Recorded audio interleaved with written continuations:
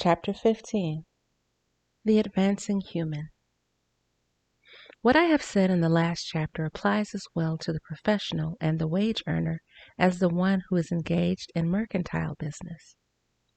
No matter whether you are a physician, a teacher, or a clergyman, if you can give increase of life to others and make them sensible of the fact, they will be attracted to you, and you will have abundance. The physician who holds the vision of himself as a great and successful healer, and who works toward the complete realization of that vision with faith and trust and purpose as described in the former chapters, will come into such close touch with the source of life that he will be phenomenally successful. Patients will come to him in throngs. No one has a greater opportunity to carry into effect the teachings of this book than the practitioner of the healing arts. It does not matter to which of the various schools they may belong, for the principle of healing is common to all of them and may be reached by all alike. The advancing human in the healing arts, who holds to a clear mental image of themselves as successful and who obeys the laws of faith, trust, purpose, and gratitude, will cure every curable disease or every curable case they undertake. In the field of religion, the world cries out for the one who can teach us, who can teach the hearers the true science of a good life,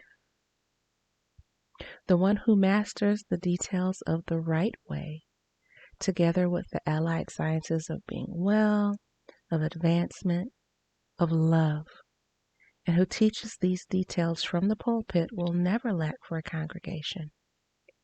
This is the gospel that the world needs. It will give increase of life, and men will hear it gladly and will give liberal support to the one who brings it to them.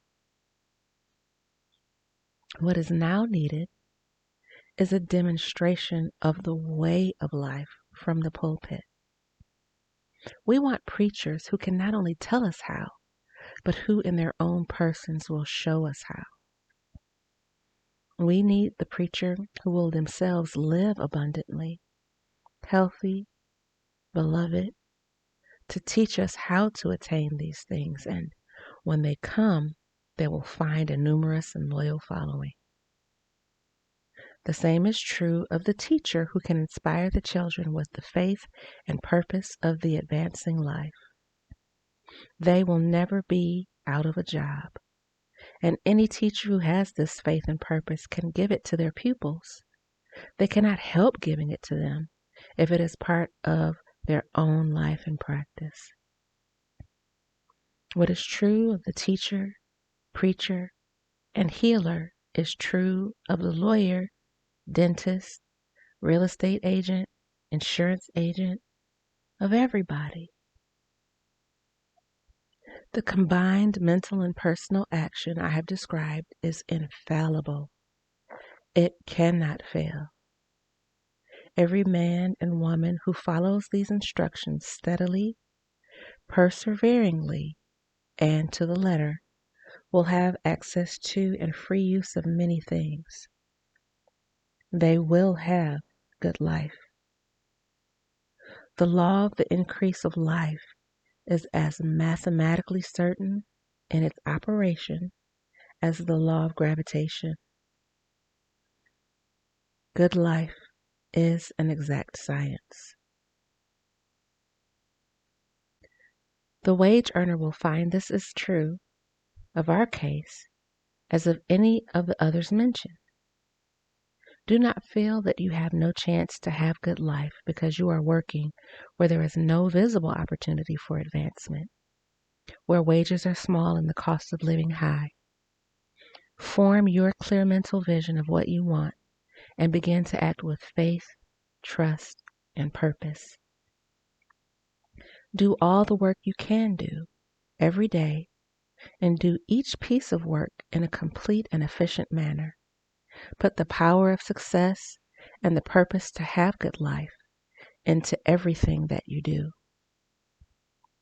But do not do this with the idea of currying favor with your employer.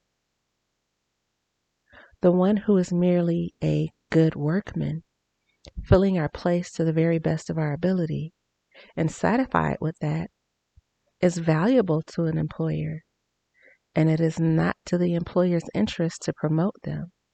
They are worth more to the employer where they are. To secure advancement, something more is necessary than to be too large for your place. The one who is certain to advance is the one who is too big for their place and who has a clear concept of what they want to be, who knows that they can become what they want to be, and who is determined to be what they want to be. Note, when you know that you are too big for your place, you may not necessarily have a clear concept of what you want to be. But that knowledge, that knowing that you are big for that place, of knowing that what you want to be is beyond what you are, and a determination to be what you want to be, that also secures advancement and secures formless intelligence's attention. End note. Do not try to more than fill your present place with a view to pleasing your employer.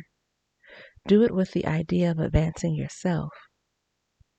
Hold the faith, trust, and purpose of increase during work hours, after work hours, and before work hours.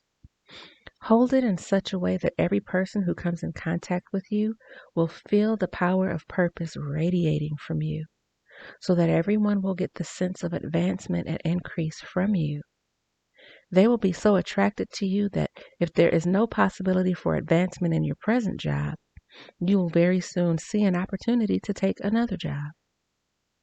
There is a power which never fails to present opportunity to the advancing human who is moving in obedience. God cannot help helping you if you act in a certain way. He must do so in order to keep his word.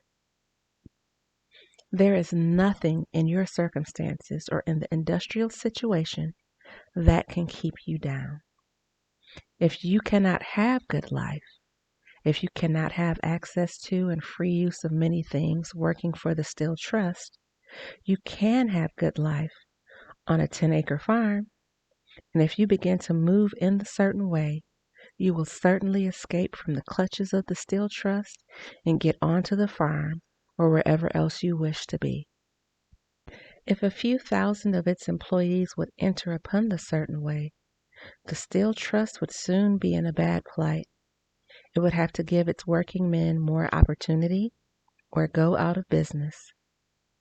Nobody has to work for a factory.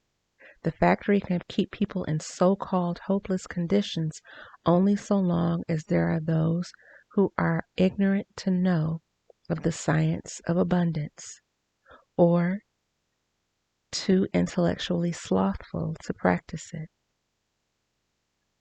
Begin this way of thinking and acting, and your faith and trust will make you quick to see any opportunity to better your condition. Such opportunities will speedily come, for the intelligent presence working in all and working for you will bring them before you. Do not wait for an opportunity to be all that you want to be. When an opportunity to be more than you are now is presented, and you feel impelled toward it, take it. It will be the first step toward a greater opportunity. There is no such thing possible in this universe as a lack of opportunities for the one who is living the advancing life. It is inherent in the constitution of the cosmos that all things shall be for them and work together for our good. And we must certainly have good life if we act and think in the certain way. So let wage-earning men and women study this book with great care and enter with confidence upon the course of action it prescribes. It will not fail.